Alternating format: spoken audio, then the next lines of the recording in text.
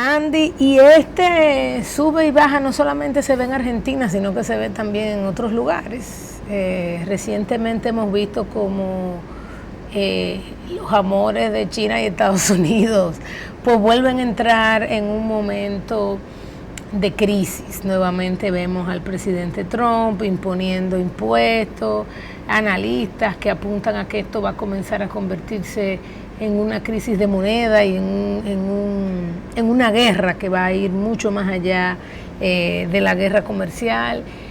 Y todo esto claramente comienza a impactar las expectativas de mediano plazo de la economía mundial, estamos hablando de las dos economías que lideran el mundo actualmente, las dos economías más grandes del mundo.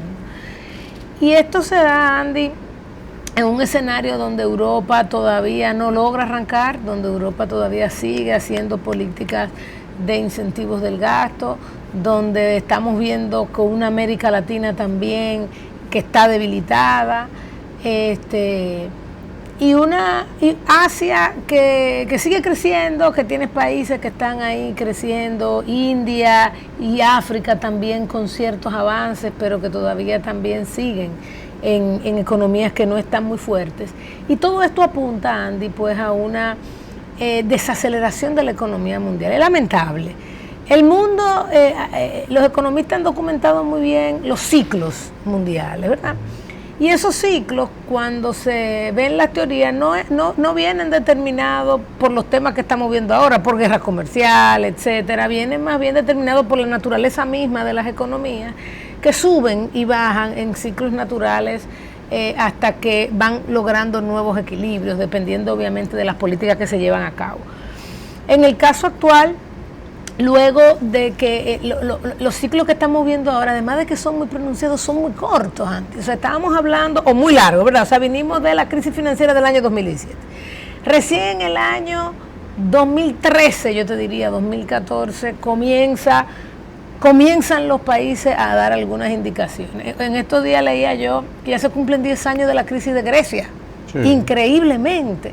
10 años de la crisis en Grecia.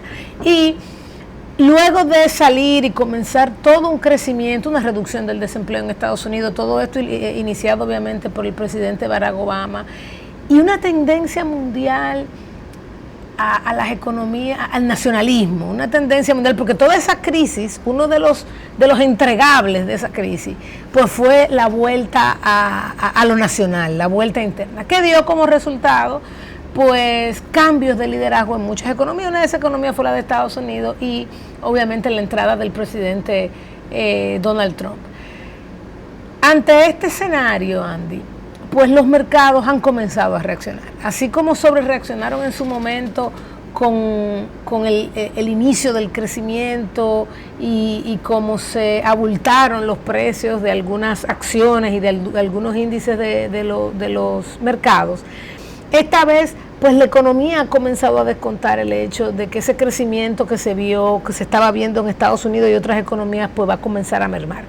Y eso, como tú bien lo dijiste, ha dado como resultado una expectativa de que quizá esa política monetaria que pensó solamente como por un semestre que podía aumentar las tasas de interés hace 2 años, hace año y medio, pues ahora se ve una perspectiva de una nueva reducción. Y dentro de eso, Andy, hay ganadores y perdedores, porque cuando tú ves esa reducción que se espera de la tasa de interés, economías como las nuestras, que dependemos de ese financiamiento externo, pues nos da positivamente. Pero no solamente eso, el precio del oro, Andy, ha comenzado a hacerlo normal, como un depósito de valor ha comenzado a subir también, y eso también nos impacta positivamente a nosotros. Y en ese ambiente, además, estamos viendo que el precio del petróleo parece quedarse coqueteando alrededor de los $60 el barril, lo que también nos da positivamente y le da extremadamente mal a los Estados Unidos, que se ha convertido en el principal exportador de petróleo.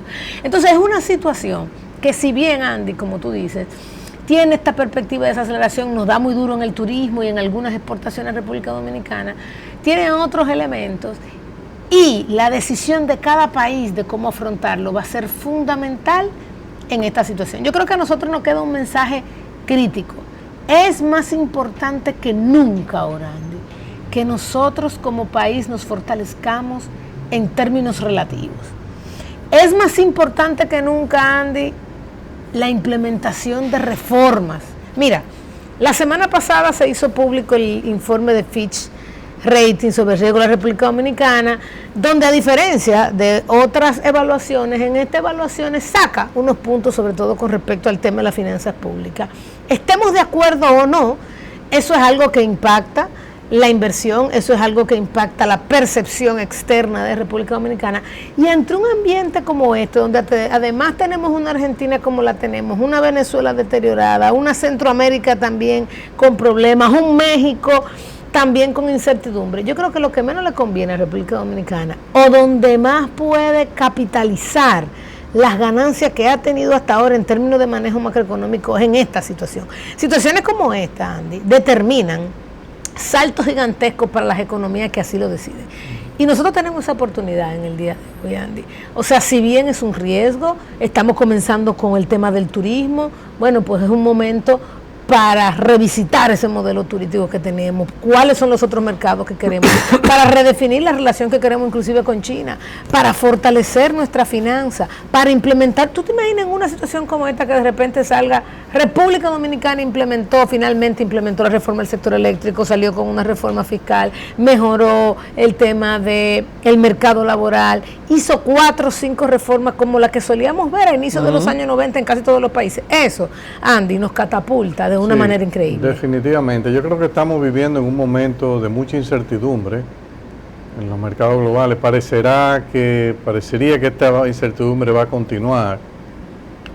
Hay muchos factores que inciden. Yo particularmente creo que el ruido de la guerra comercial poco a poco ha ido erosionando los mensajes hacia los sectores productivos, las industrias de muchas de las economías del mundo, no solo de las economías occidentales, sino de las economías del Asia.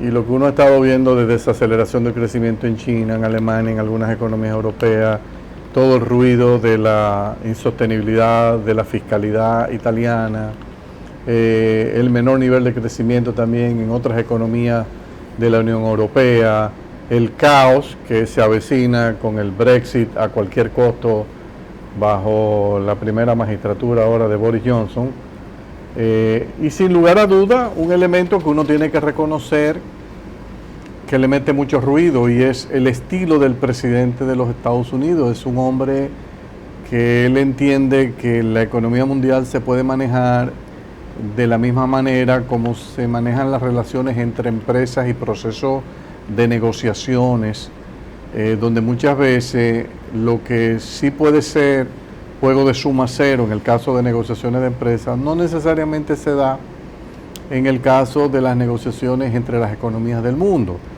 porque parecería a veces cuando uno ve los asesores del presidente Trump que ellos piensan que en el tema del libre comercio es juego de suma cero, y muchas veces no se dan cuenta de que con las políticas de represalia, lo que se logra conseguir con desviación del comercio no compensa el comercio neto que se pierde, y en consecuencia cuando se pierde comercio se pierden oportunidades de crecimiento, empleo y de riqueza.